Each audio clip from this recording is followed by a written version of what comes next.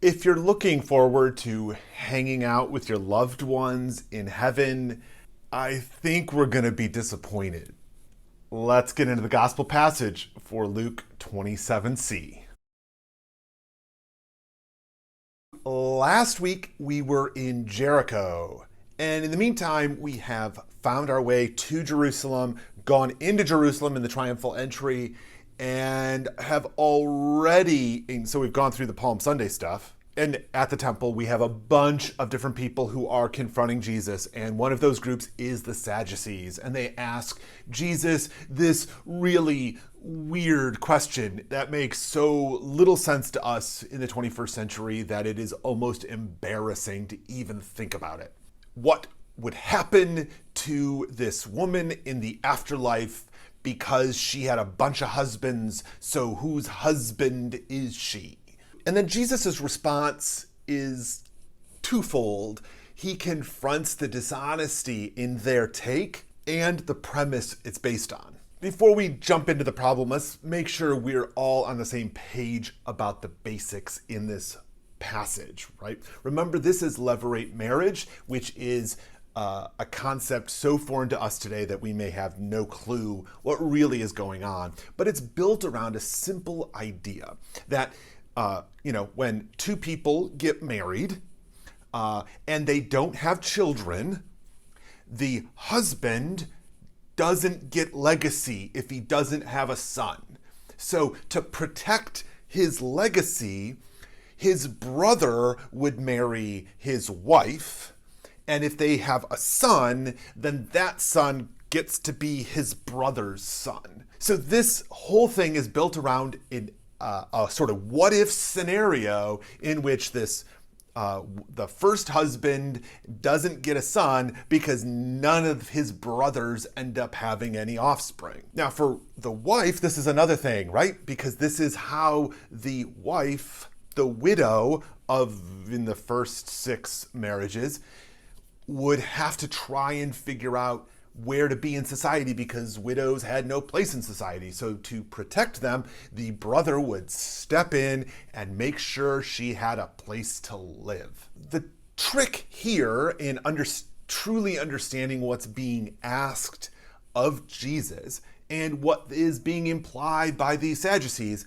is not just a question of the afterlife or the resurrection. It's a question about property and ownership.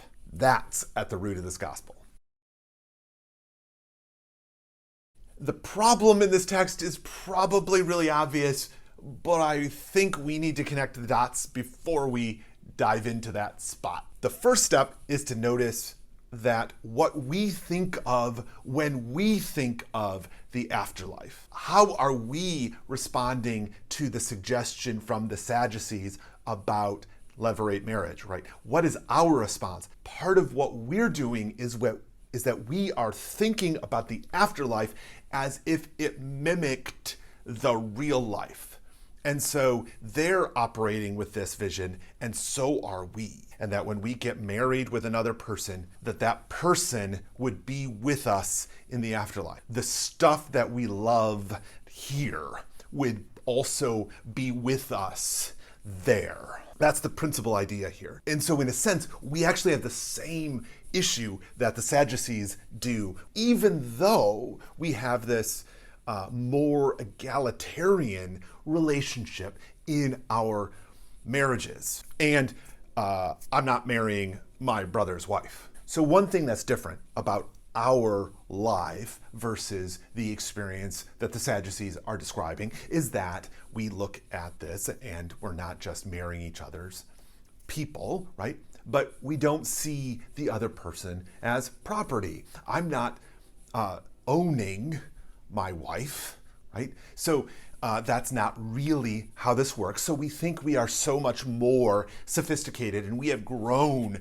so much more from 2,000 years ago that this is just so ludicrous. Except we're actually ending up in the same place.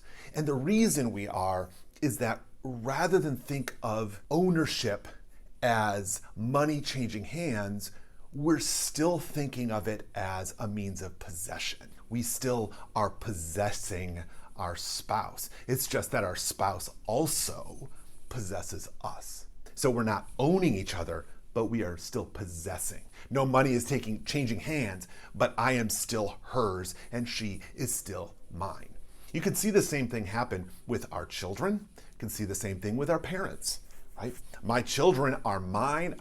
They get to do whatever I want them to. We also have the same thing with my parents. So my parents are getting older. So there's going to be a certain point where I have to take charge, right? And we have that sort of mindset. And they have to stop doing what they want and start doing what I want. All of our relationships start looking from this lens of possessiveness. This is even how Jesus talks about possession elsewhere in the Gospels. This is his issue, getting rid of that possession. So the problem in the text for us is that we still want Jesus to answer the question, what happens in the afterlife, and can I still be with the people I love?